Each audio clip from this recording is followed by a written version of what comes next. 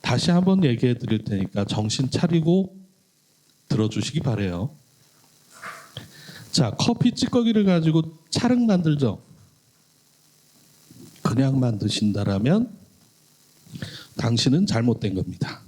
제발 전에 그냥 못 들었어요 하고 지금 사업하고 계신다라면 이제는 제발 하지 말아 주셨으면 해요.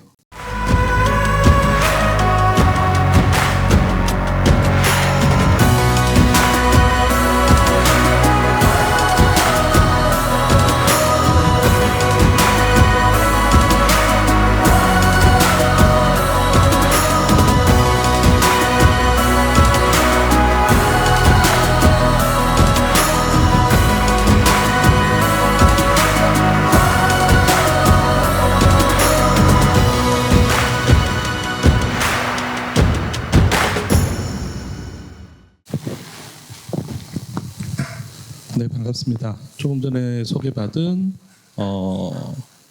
마이크로맥스 영농조합법인 대표 차상화입니다.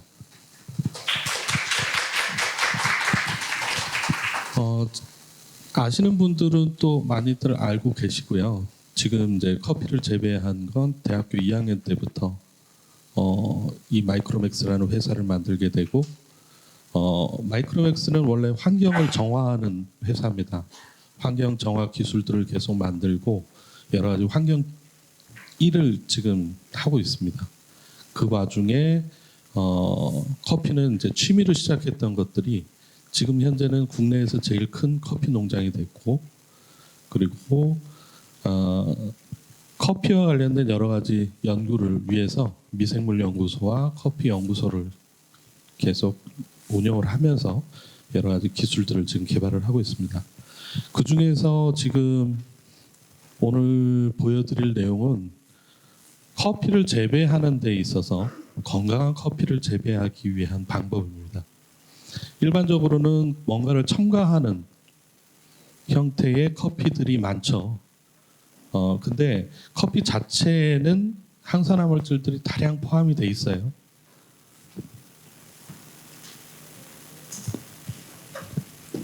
이미 커피 쪽은 건강한 커피와 몸에 안 좋은 커피 두 개의 얼굴을 갖고 있는 걸 다 알고 계실 겁니다.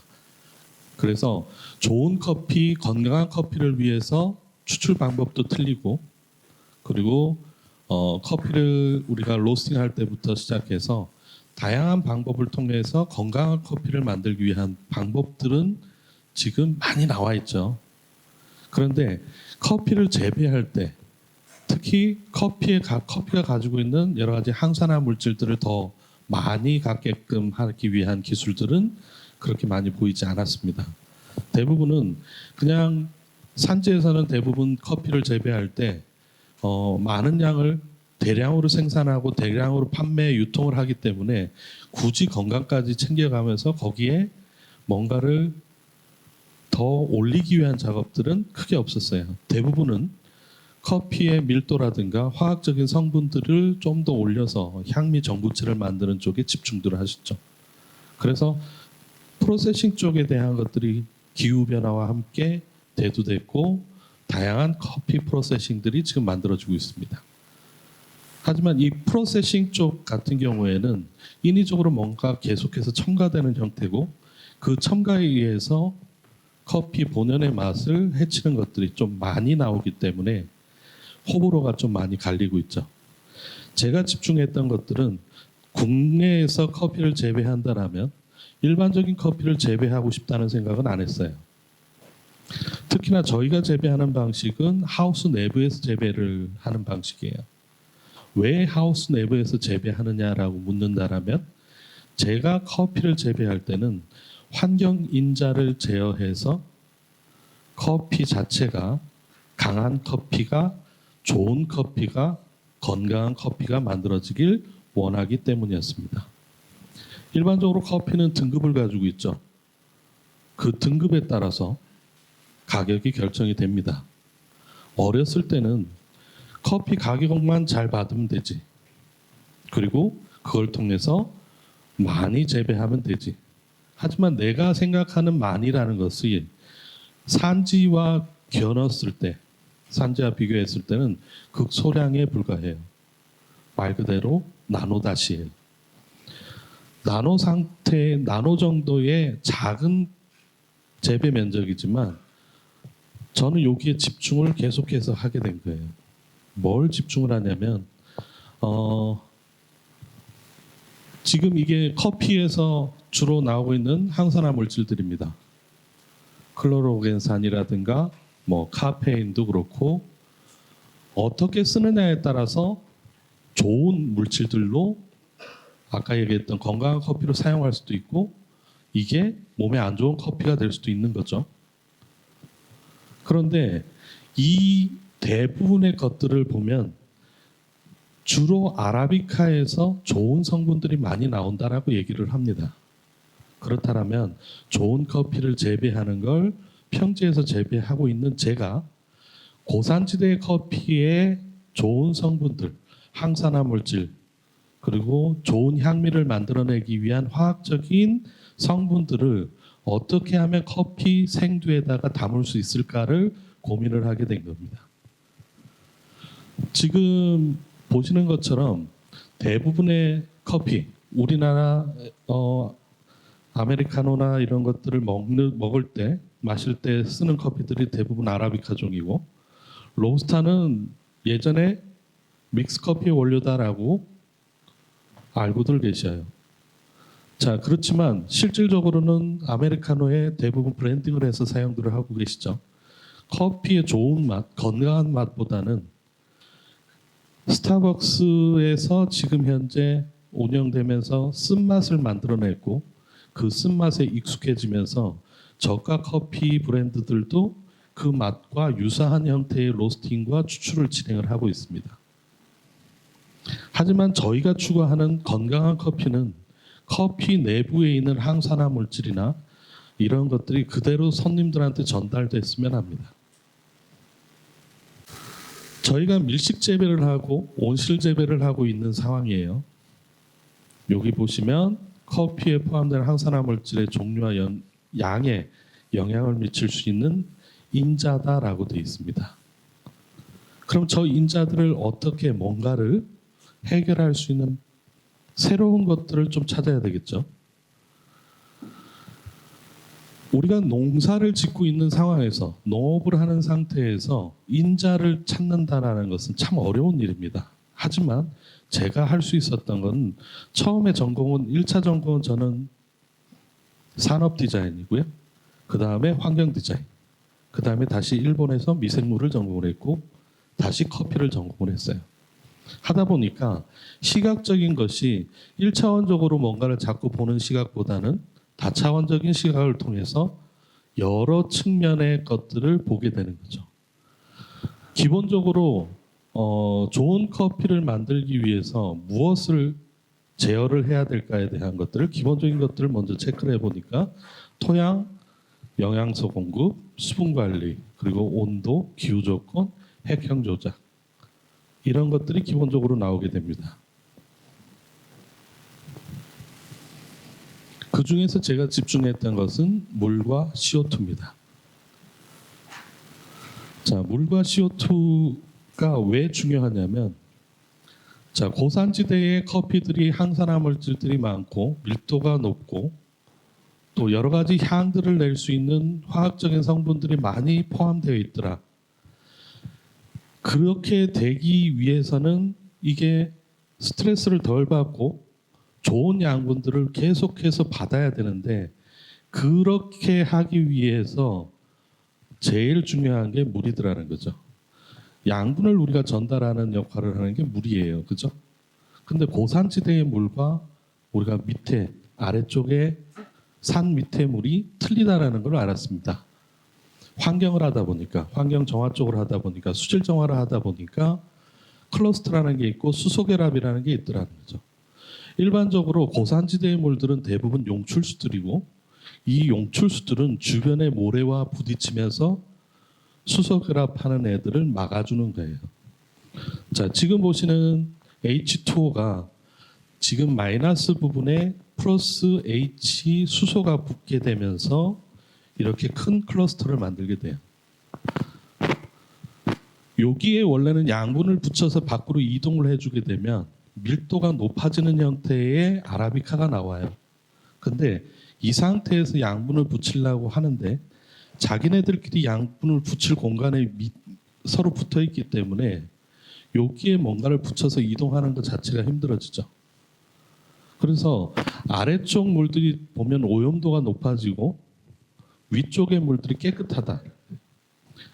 자, 저 물을 갖고 커피를 추출했을 때 어떨까요? 추출 속도 자체와 수율이 바뀝니다. 지금 보시는 게 보면 배관 안에 내부의 모습이에요. 지금 클러스터가 이렇게 모여 있는 애들은 슬러지를 갖다 벽에다 붙이는 역할들을 하는 애들. 그리고 떨어진 애들은 오히려 스케일을 띄는 역할들을 하고 있더라는 겁니다. 또 하나, 지금 수소 결합이 돼 있는 애들의 표면 장력 자체는 높아요. 표면 장력이 높은 상태의 물이 커피를 추출하는 데는 용이하지 않습니다. 침투력 자체는 얘가 더 좋겠죠. 자, 이 물에다가 또 하나가 뭐가 있었냐면 고산지대 커피를 재배할 때 위로 올라갈수록 일교차가 크다. 그래서 커피를 재배할 때는 10도의 일교차가 나야 돼라는 얘기를 하셨어요. 그리고 위로 올라갈수록 기압이 높아진다. 이것들이 결국에 아라비카의 특징들을 만들어낸다라고 얘기들을 많이 하십니다. 실질적으로는 저희가 커피를 재배를 해보니까 잎과 뿌리의 온도 차가 10도가 나야 돼요.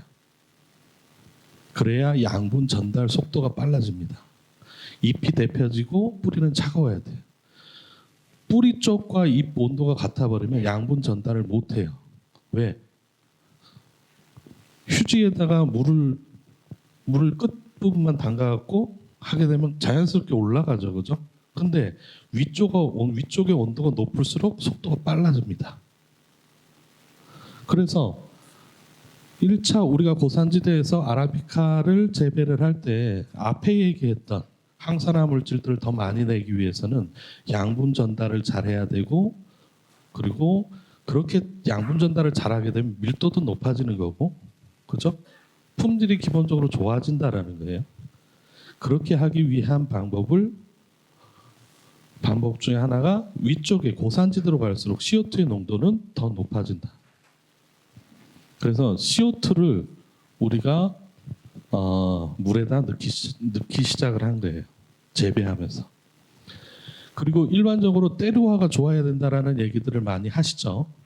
때루화가 좋아지게 되면 작물을 재배할 때 기본 조건에서 좋은 포도가 나오고 거기에 애들이 당도가 높게 나오는 걸 볼 수 있습니다. 지금 현재 국내에서 지금 저희가 재배하고 있는 커피 체리의 당도가 어느 정도 나오는지 아시나요? 일반적인 커피 체리의 당도가 어느 정도 되나요? 20에서 25브릭스 사이입니다. 자, 좋은 와인을 만드는 포도의 당도가 얼마나 될까요? 30브릭스예요. 30브릭스 이상이 돼야 돼요. 그래야 가당을 안 합니다. 당을 첨가하지 않아요. 저희가 지금 이제 커피 체리의 당도를 높였던 이유는 두 가지입니다. 크게 이걸 가지고 술을 만들고 싶다라는 거였고, 또 하나는 프로세싱 과정에서 프로세싱을 하면서 당을 활용을 하죠. 근데 씨에는 우리가 생두에는 당이 없어요, 그죠? 당화 성분들이 있을 뿐이죠. 근데 그걸 당화 성분으로 바꾸면서 당을 그 자체를 써버리게 되면 밸런스가 깨지겠죠. 로스팅을 아무리 잘해도 당 안 나옵니다, 그죠? 그래서 아까처럼 스테비아나 이런 게 첨가가 되죠, 그죠? 자, 때루화가 좋게 되면 저희가 때루화를 좋게 만들기 위해서 어떤 것들을 했냐면 토양의 입자 구성을 맞췄어요. 입자를 여러 가지 입자들을 혼합을 해서 뿌리 내림이 어떤 차이들이 나는지에 대한 것들을 체크를 하고 거기에 따라서 토양의 배수 조건이나 이런 것들을 맞추게 된 거고, 거기에 따라서 호흡 조건이 맞는 호기성 미생물들이 거기에 주로 있더라라는 거고, 그리고 호기성 미생물들이 양분을 좀 저분자를 많이 시켜주다 보니까 이 온도 차라든가 이런 것들에 따라서 빠른 양분 전달이 가능하더라는 겁니다. 그래서 그런 부분들을 하나씩 하나씩 찾으면서 커피를 재배를 하게 된 거예요. 나무 밑에 보이지 않는 부분들입니다. 보이지 않는 부분에는 많은 미생물들이 있고, 이 미생물들은 양분을 전달하기 위해서 계속해서 일을 하고 있고, 이 미생물들이 결국에는 최종적으로 꽃과 열매에 붙어서 가공장으로 이동을 하게 되면 자연적으로 프로세싱이 됐습니다. 근데 지금 기후변화가 되면서 뭐가 생기냐면, 프로세싱 자체가 할아버지 때 프로세싱 하던 향과 아버지 때의 향, 그리고 손자의 향이 틀리게 나와요. 이유는 고도가 높아질수록 그 고도에 분포되어 있던 미생물들이 달라지기 때문에 그래요. 그러다 보니까 예멘이나 다른 나라에서 기후가 바뀌면서 수확량이 줄어드는 것은 줄어드는 거고, 품질이 계속해서 떨어진다. 할아버지 때 나오던 시트러스한 향미가 여기에서는 안 나와. 그래서 전화들이 오세요. 프로세싱을 좀 어떻게 해야 되는지 좀 가르쳐 주세요 해서 지금은 거꾸로 알려주고 있는 상황이 됐고, 그걸 갖고 제품을 만들고 계세요. 토착균을 가지고 환경이라는 거, 인자라는 걸 제어를 해야만 향을 만들어낼 수 있는 거고, 인위적으로 뭔가를 억지로 맞추려고 하다 보면 그게 지속성이 나오지 않습니다. 저희가 원하는 커피의 지속성이에요. 지금 여러 가지 방식의 프로세싱들이 지금 이루어지고 있죠. 여기에 숨겨진 것들이 너무나 많습니다. 숨겨진 것들이 너무나 많다는 게 뭐냐면, 이 프로세싱 과정에 들어가는 것들이 상당히 많아요. 외부적으로는 알려지지 않은 것들이 여기에 많이 들어갑니다. 사탕수수를 비고 사용하고 난 것들도 들어가고, 과일도 들어가기도 하고, 우리 흑설탕 같은 당밀 같은 것들도 들어가기도 하고요. 별의별 게 다 들어가요. 그렇게 하면서 향이 만들어지고 있습니다. 왜? 기존에 커피를 재배하시던 분들이 프로세싱에 대한 것들을 체계적으로 그 안에 활용되고 있는 미생물에 대한 생각은 잘 안 하셨다는 거예요. 그러다 보니까 그게 환경이 바뀌면서 미생물이 바뀌어 버리니까 혼란이 와버렸어요. 그러다 보니까 그 전에 아버지가 키우던, 할아버지가 키우던 커피에서 나오던 뉘앙스와 비슷한 식물들을 하나씩 하나씩 넣기 시작해요. 그러면서 프로세싱이 계속 바뀌게 되는 거예요. 그러다 보니 해마다 커피쇼를 가면 커피가 같은 농장의 커피인데도 불구하고 계속 바뀌어 나옵니다. 먹어보면, 커피 마셔보면 금방들 아시잖아요. 이 커피가 어떻게 지금 프로세싱이 됐다는 건 대부분 다 아실 정도로 전문가들이 국내에 많습니다. 그 정도로 해마다 지금 계속 커피의 향과 맛이 계속해서 바뀌고 있기 때문에 커피가 안정적이지 못하고 지속적이지 못하다는 거예요. 근데 지금의 상황을 틈새 시장이라고 생각을 한다면 큰일 난다는 거죠. 이 시장은 변화를 하고 있는 과정이지 안정된 과정이 아니에요.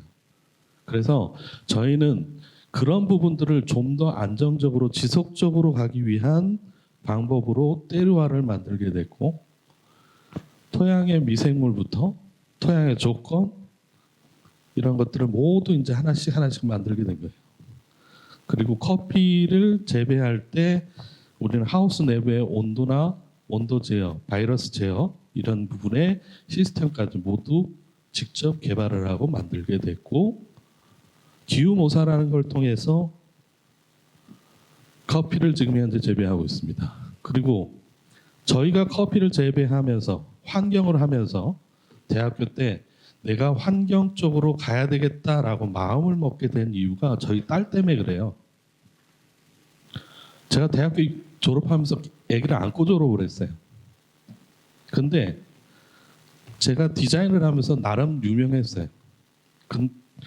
뭐 인테리어도 하고 디스플레이 쪽도 그렇고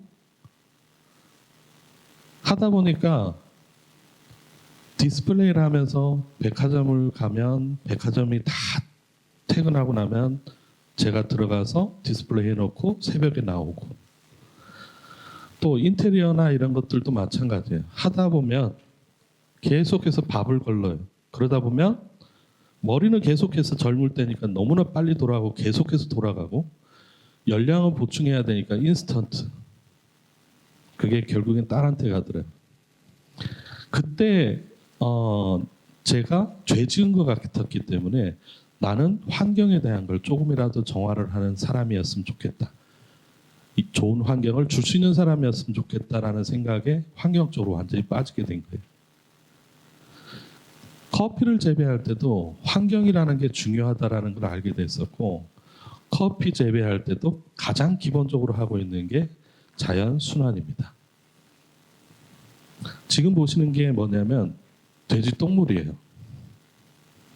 돼지 똥물을 미생물을 통해서 발효를 하고 나면서 저분자를 해서 양액으로 해서 사용을 하는데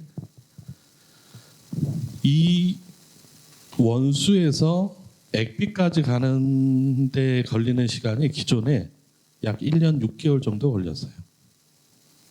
근데 저희가 이걸 활용하기 위해서 만든 건 이걸 만들어서 3분 만에 액비를 만드는데 성공을 한 거죠. 그래서 그 다음에 미생물 갖고 다시 양액화해서 재배해 보니까 뿌리가 틀린 거 보이시죠? 왼쪽과 오른쪽. 그리고 커피 찌꺼기 여러분들 많이들 사용들 하고 계신데 자 이게 지금 전국적으로 방송들이 나가고 있다라면 다시 한번 얘기해 드릴 테니까 정신 차리고 들어주시기 바래요. 자 커피 찌꺼기를 가지고 찰흙 만들죠.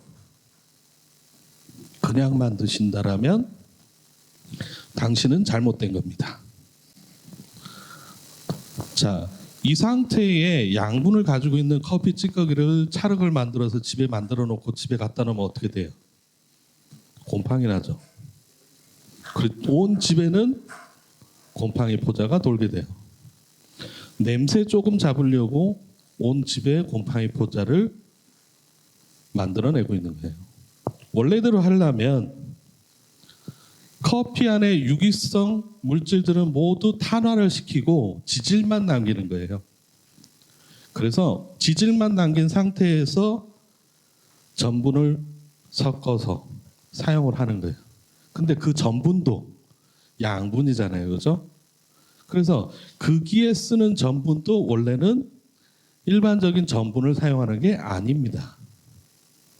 근데 너무나 편하게 쓸 수 있는 게 전분이었기 때문에 타피오카 전분이나 감자 전분 섞어서 찰흙 만들고 계시는 거예요.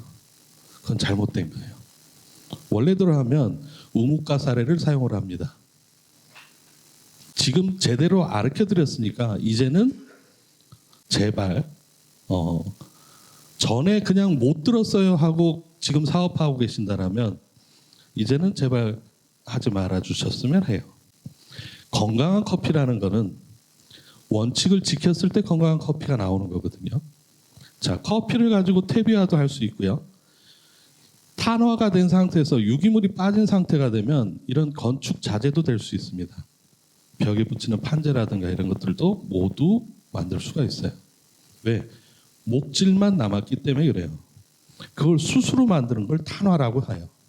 근데 탄화하면서 강도만 나오면 돼요. 강도에 따라서 벽재도 만들고 찰흙도 만들고 교육용으로도 쓰고 할 수 있는 것들이 너무나 많게 되는 거예요. 다시 연료로 쓸 수도 있습니다. 좋은 품질의 커피, 건강한 커피를 만들려면 일단은 땅에서 양분을 제대로 전달할 수 있는 환경을 만들어줘야 돼요. 앞에 인자들을 저희가 계속해서 체크를 하면서 커피 재배를 하게 되는데, 자, 위에 보시는 것들은 양분 전달이 제대로 안 됐을 때 겉에 과육은 익었지만 속에 비는 다 비어버리는 상태. 아래쪽 같은 경우는 계속해서 밀도가 차고 있는 상태라고 보시면 돼요. 나중에는 거의 검은색에 가까워요.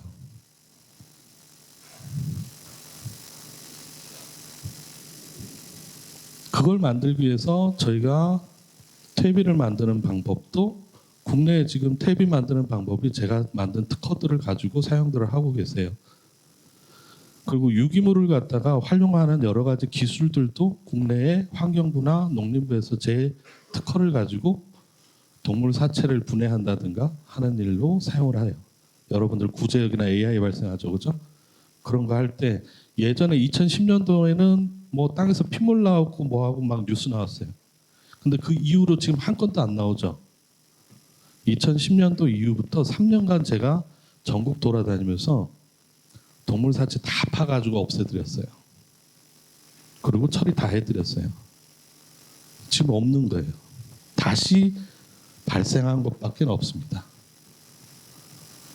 그리고 프로세싱이라는 걸 계속 하고 있는데, 이제 커피를 재배할 때 보면 지금 여기 보시는 작업이 어떤 작업이냐면, 고산지대에 보면 새벽 되면 안개들이 이렇게 껴있죠. 그 안개가 껴있는 시기가 대부분은 우기예요. 우기. 그죠? 실내에다가 우기를 만들어주는 거예요. 하우스지만 하우스 내부에도 건기와 우기가 있어요. 그걸 통해서 꽃을 피우는 거예요. 그리고 그렇게 만들어진 애들이 이거 나오게 되면 지금 저 상태가 되는 거고, 30브릭스 이상의 커피가 나오는 거예요.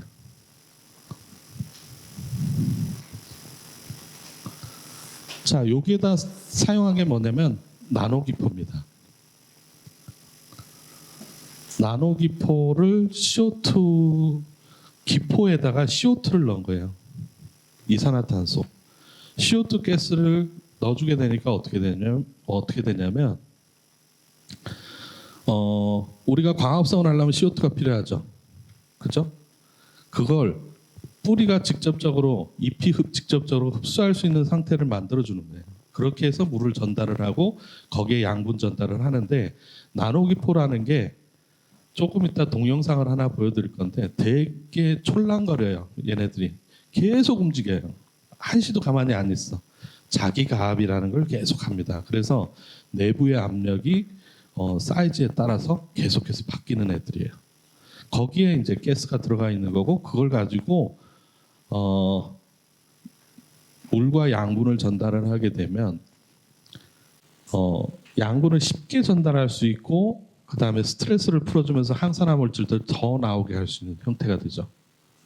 지금 보시는 건 뭐냐면 커피 재배하면서 항산화 물질을 더 나오게 하는 방법을 가지고 다시 새싹삼에 항산화 물질 더 나오게끔 만들어 놓은 겁니다. 이게 일반적으로 재배하고 있는 새싹삼의 항산화 물질들 피크라고 보시면 되고요. 위쪽에가 나노기포를 이용해서 만들어낸 항산화 물질들과 피크예요.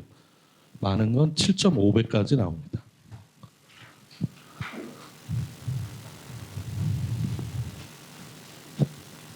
지금 여기가 좀 더 잘 보이시죠? 더 다양한 항산화 물질들이 나오게 되고요. 그리고 더 높은 수치의 항산화 물질들이 나오고 있어요. 그리고 요거는 커피 잎에서 저희가 항산화 물질들을 분리를 해봤어요.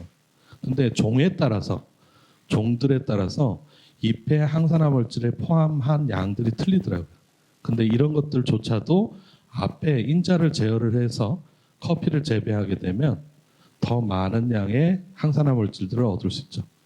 그리고 이거는 우리가 의학용으로 쓸 수도 있고 화장품의 원료라든가 이런 쪽으로 활용이 가능한 것들입니다. 더 구체적인 내용을 보시고 싶으시다면 이제 이거 하나 사진 찍으셔서 논문 검색해 보시면 전체 내용 다 나올 거예요.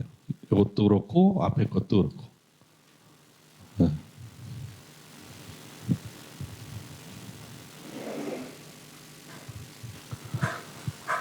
저희가 지금 하고 있는 건 건강한 커피, 환경을 생각하는 커피를 하고 있습니다.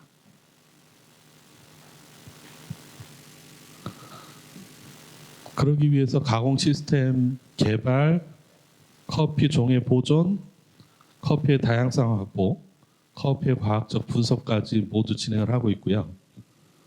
그 다음 커피를 가지고 커피, 여기 있는 건 전시에서 한번 보셨을 거예요.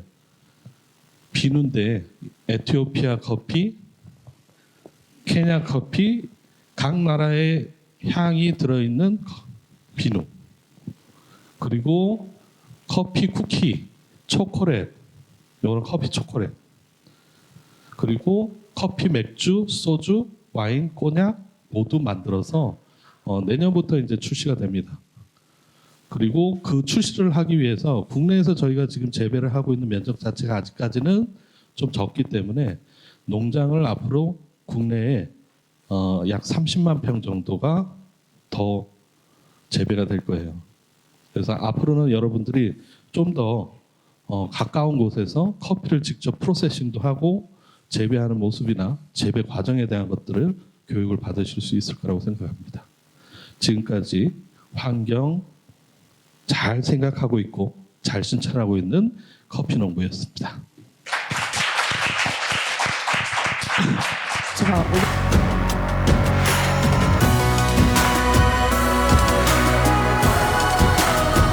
남성과 여성이 향을 받아들이는 부분 그리고 맛으로 응용되는 부분들에서는 분명히 차이가 발생되고 있더라라는 부분들이 이런 맛이 5가지인데요. 커피는 사실상 우리가 느끼는 맛에서 신맛과 쓴맛이 외에는 사실상 없습니다.